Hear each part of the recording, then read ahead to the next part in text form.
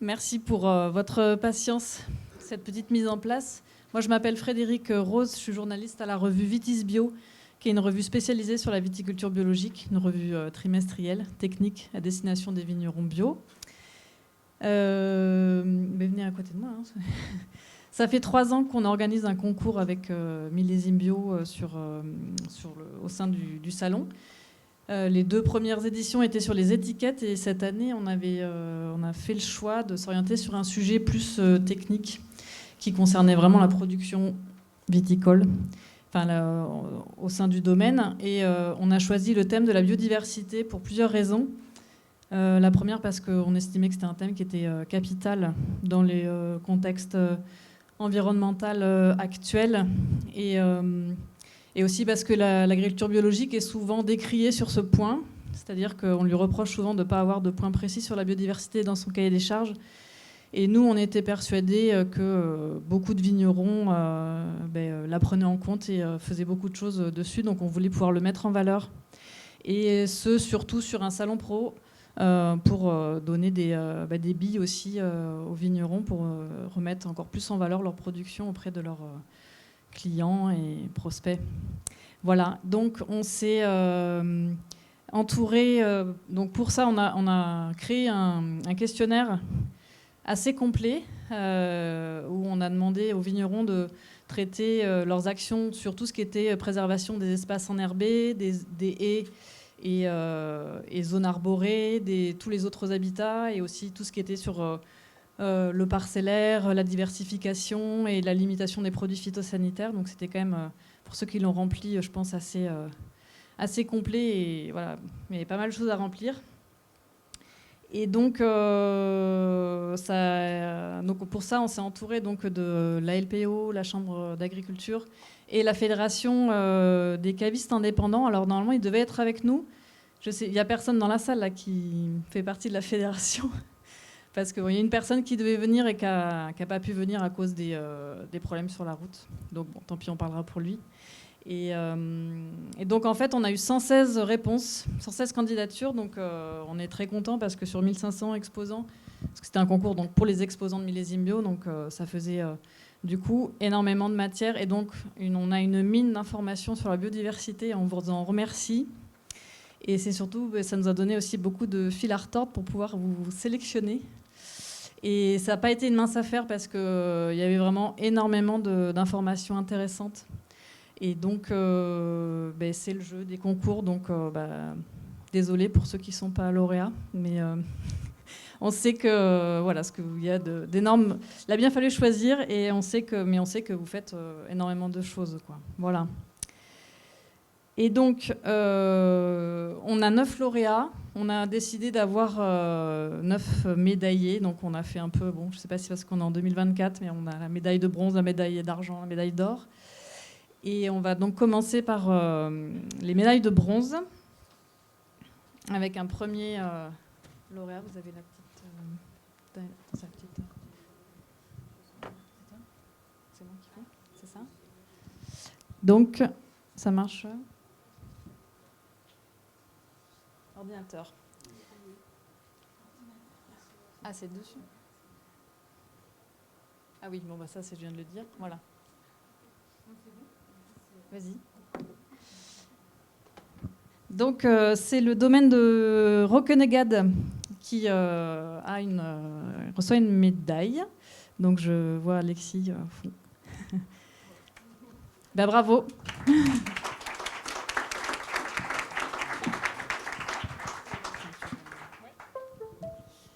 Du coup, pour chaque lauréat, on a écrit un petit texte pour expliquer ce qui nous avait plu sur le domaine et pour présenter aussi aux autres. Donc, le domaine de Rocquenegade se situe dans le Val de Dagne, dans les Corbières de l'Aude, sur une surface de 56 hectares, dont 12 en vignes.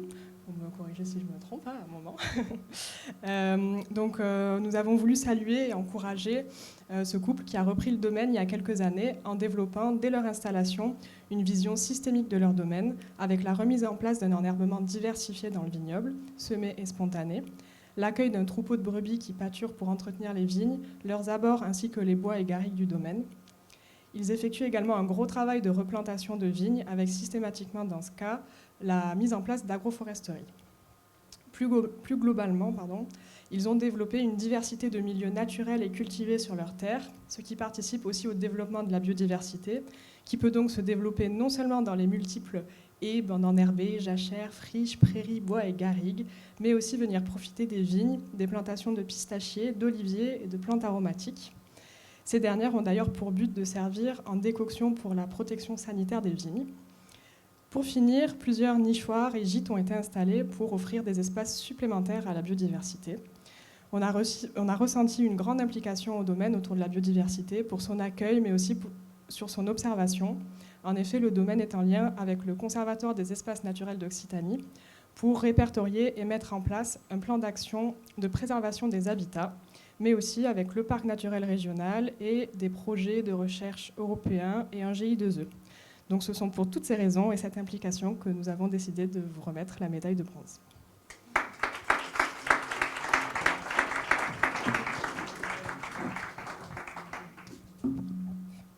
Et donc le petit prix pour chacun, donc c'est, oui, le gros prix, c'est un nichoir du coup à Huppe Fassier, que j'espère que vous aurez le plaisir de poser, et le petit cadre.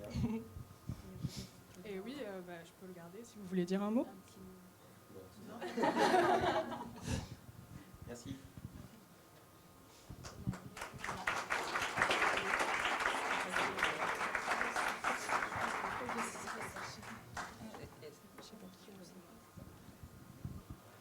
Alors moi j'ai l'honneur de remettre la deuxième médaille de bronze au château de Fosse-Sèche.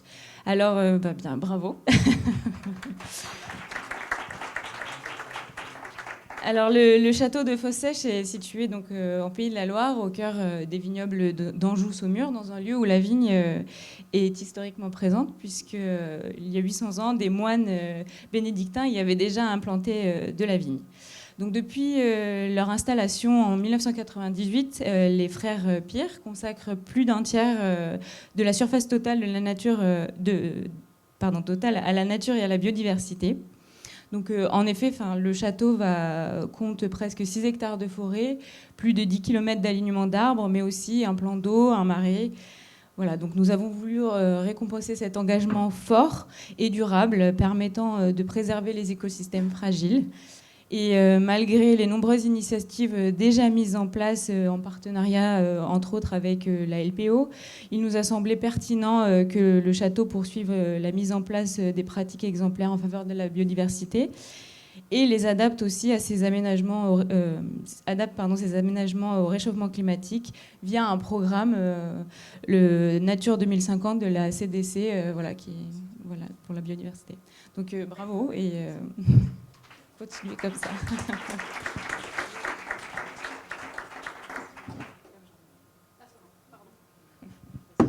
Oui. Je ne sais pas si vous avez un mot. Merci beaucoup. Oui, voilà, merci. Merci.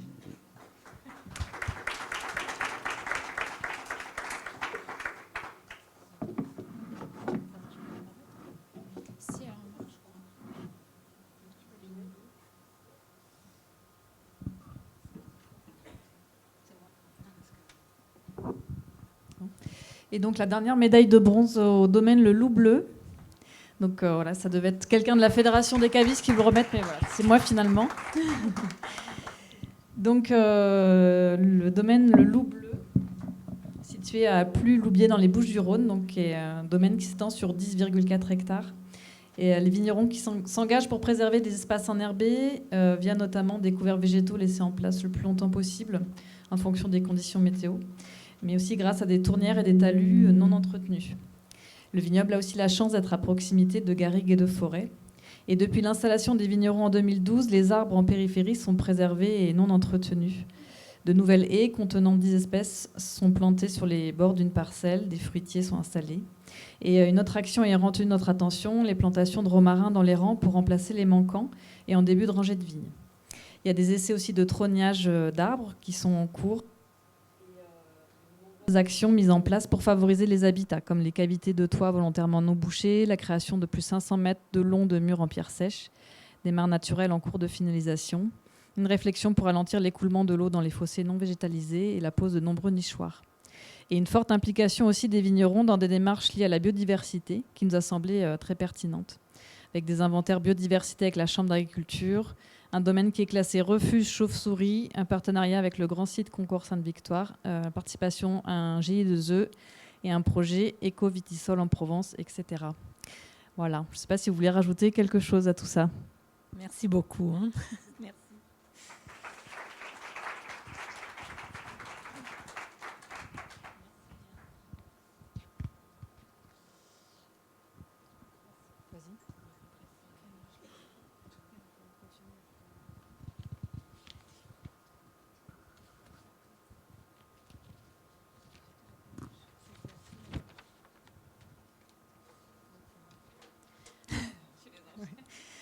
Alors, Château La Perruche, pour une médaille d'argent.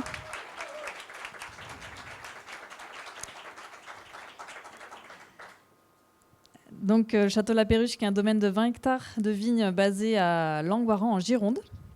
La biodiversité au domaine caractérisée par l'enherbement des interrants, semés puis broyés avec application de ferments lactiques, mais aussi des bandes herbacées, des prairies, des haies de charme, des allées de fruitiers, des forêts aux abords de parcelles.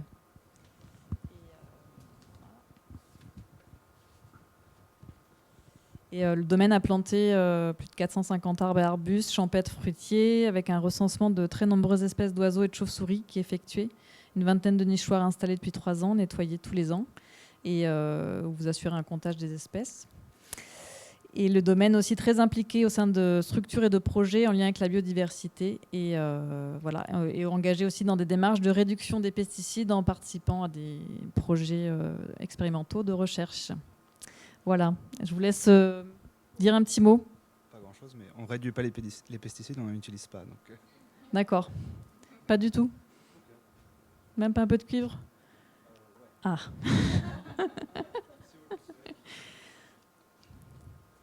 Naturel, ouais. Et voilà.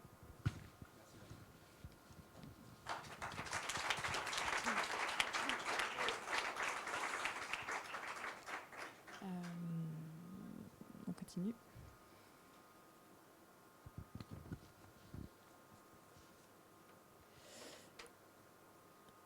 Eh bien, c'est...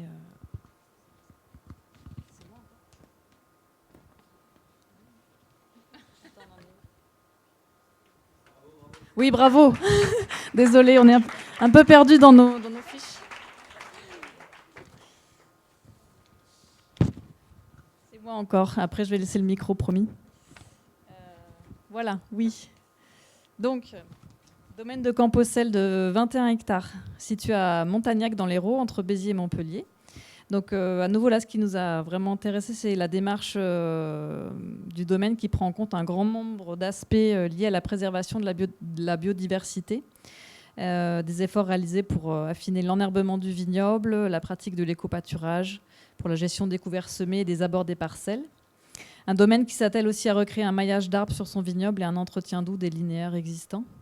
Et une très grande implication, surtout que le domaine est situé dans une zone protégée. Donc un lien avec la FPO, la Chambre d'agriculture, le Conservatoire des espaces naturels et des MAEC sur des retards de fauche et de densification, de diversification et une grande diversité de cépages aussi, donc, qui nous a semblé très intéressante.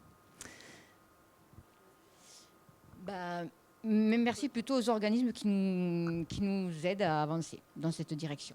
Voilà.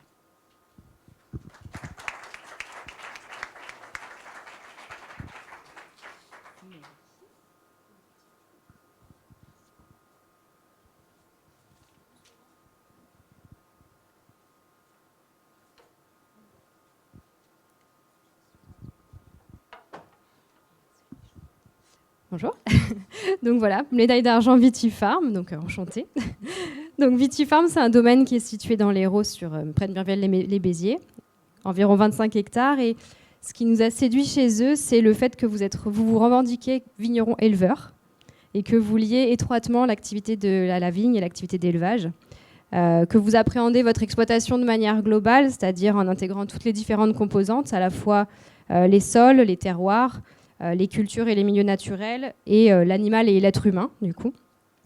Vous dites vous-même que vous adaptez le vignoble à vos animaux et que vos animaux s'adaptent à votre vignoble, que l'un n'est pas envisagé sans l'autre, en tout cas.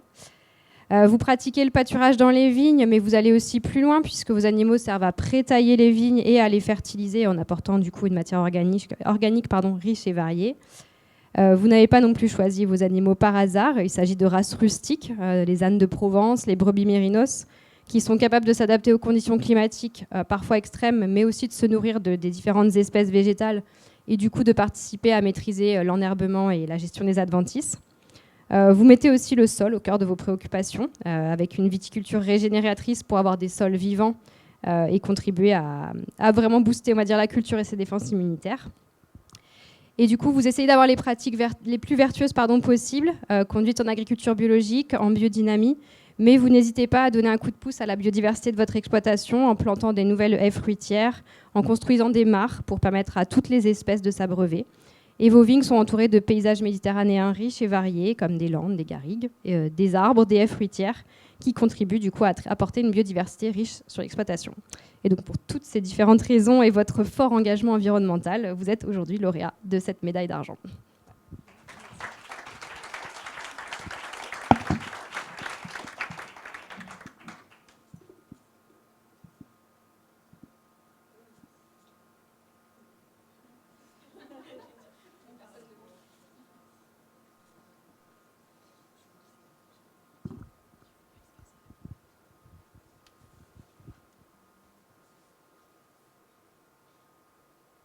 Donc nous allons passer donc aux médailles d'or avec la première médaille d'or au domaine carrière Pradal. Est-ce que oui. Bravo.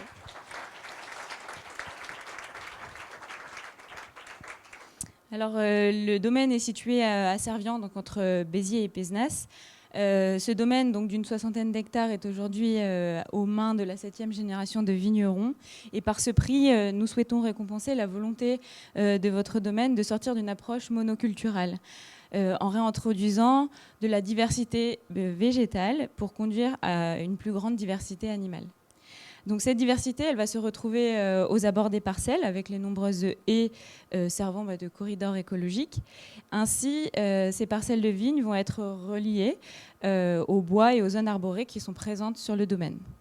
Au sein des parcelles, cette volonté de diversification va se retrouver avec plus d'une vingtaine de cépages différents qui sont plantés. Des pratiques agroforestières intraparcellaires sont mises en place avec la plantation d'arbres tous les 15 rangs de vignes.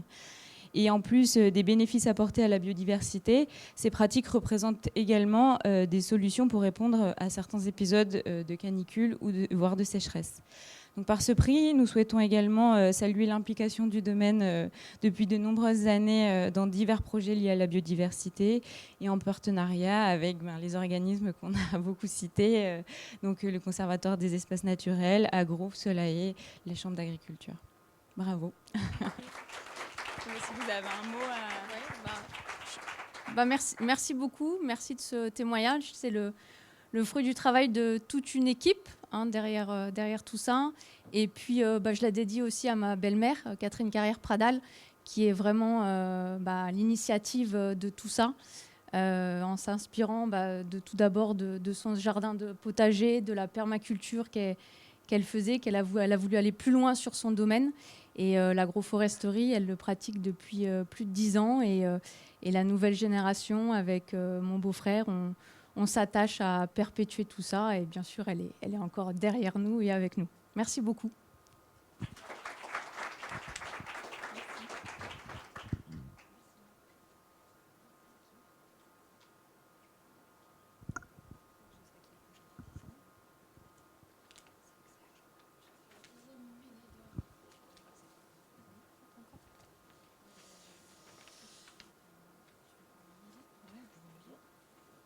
Bonjour, bravo. On n'est pas très au point. Bon, allez. Pas très au point, mais c'est qu'il nous manque des acteurs. Donc, le domaine Famille d'Exéa qui s'étend donc sur 237 hectares de vignes autour de Lézignan-Corbière dans l'Aude. Donc, nous avons trouvé intéressant aussi que justement le domaine soit engagé donc pour la biodiversité, mais de façon vraiment très globale aussi. Donc, à la fois sur les espaces, sur la présence d'espaces enherbés, que les zones arborées, les habitats et la diversité de production. Voilà, parce qu'il y a aussi des vignes, oliviers, des grandes cultures, et l'introduction d'animaux. Donc ça faisait vraiment quelque chose de très complet. Et ce, sur le fait d'être sur un très grand domaine, en fait. Donc nous sentons que préserver la biodiversité était une vraie ligne directrice pour le domaine. Avec notamment, il y a eu donc 500 fosses pédologiques qui ont été réalisées aussi pour adapter les pratiques de gestion de l'eau et identifier pour chaque parcelle comment favoriser l'enherbement. Et donc c'était un travail assez conséquent, j'imagine, à faire. Et encore une fois, donc on a noté l'implication de plusieurs structures, comme avec Arbres et Paysages, pour la création de corridors écologiques, la plantation avec des plantations d'arbres aussi, dans les parcelles et autour, avec différentes strates et des floraisons étalées dans l'année. Le lien avec la LPO pour des diagnostics et diagnostics et plans d'action. Donc tout ça nous semblait vraiment pertinent. Et voilà. Et donc nous remarquons aussi les efforts sur l'optimisation des traitements phytosanitaires. J'espère que je l'exprime mieux cette fois, parce qu'il y en a quand même en bio. Avec les variétés résistantes, la pulvérisation confinée, les traitements de nuit, des stations météo, voilà. Donc, est-ce que vous voulez rajouter quelque chose ?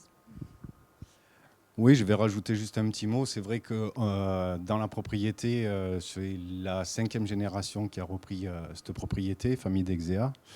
Le but et le maître mot biodiversité, il est super important pour le domaine, l'agroécologie. Donc, on fait un gros travail, oui, sur la réduction des produits phytosanitaires. On a plusieurs essais aussi avec des UVC pour réduire tous ces produits. On essaye d'être un peu sur tous les points, donc les nichoirs, le travail avec la LPO, le travail avec Arbres et Paysages, les haies. Enfin voilà, c'est un gros travail qu'il ne faut pas oublier parce qu'on a fait des trous dans cette biodiversité et il faut la remettre en place. Voilà.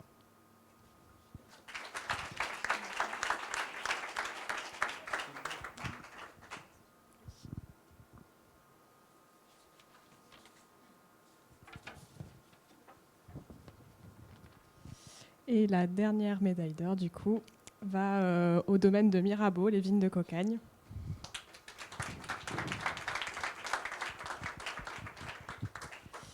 Donc, les vignes de Cocagne sont situées dans l'Hérault, à Fabrègues, sur un domaine de 200 hectares, dont 12 plantés en vigne. De nombreux éléments ont retenu notre attention sur cette ferme. Premièrement, la diversification, que ce soit dans l'enherbement avec un mélange de flore spontanée et semée, dans la gestion de celui-ci avec de la fauche haute, du pâturage, du roulage, mais aussi de la non-gestion parfois. Aussi dans les modes et types de culture, donc dans les choix des cépages, l'ajout d'espaces en agroforesterie, la présence d'arboriculture, d'un élevage et le découpage en petites parcelles, souvent de moins de 1 hectare. Donc c'est certaines choses parmi d'autres qui ont retenu notre attention. Et il y a aussi un grand nombre d'éléments paysagers présents naturellement et préservés, ou bien implantés par la suite pour améliorer les capacités d'accueil de la biodiversité du site.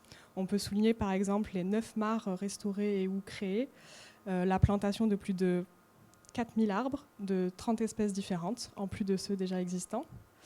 Nous avons aussi trouvé que l'ouverture vers l'extérieur et l'importance donnée à l'humain était un point intéressant avec l'accueil de personnes en réinsertion, la collaboration avec le CEN, la participation en tant que site pilote à un programme national de reconquête de la biodiversité. Tout ça permet aussi certainement de consacrer un temps plus important à certaines tâches qui peuvent être réalisées avec plus de précision, à la main par exemple pour certaines.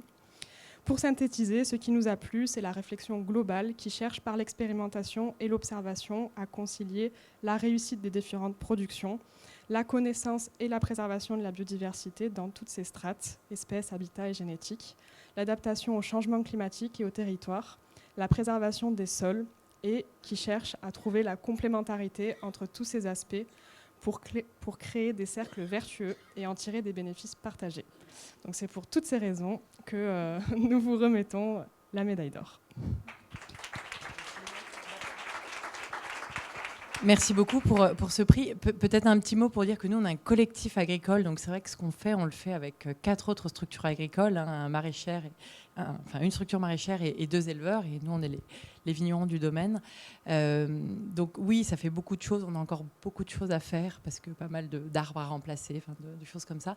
Et puis aussi dire que ce qui est important pour nous, ça a été de remettre de l'humain sur le domaine et qu'on ne conçoit pas ce qu'on fait sur la biodiversité sans l'humain, parce qu'il y a plusieurs choses qui sont importantes. Il y a aussi recréer du beau, hein. On est des paysans, on entretient des paysages et ça c'est important.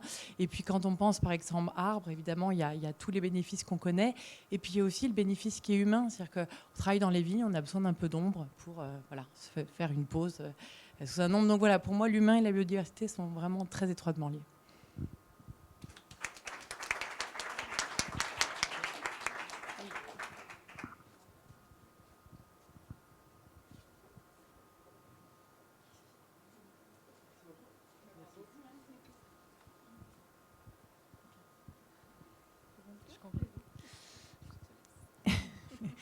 Et ben voilà.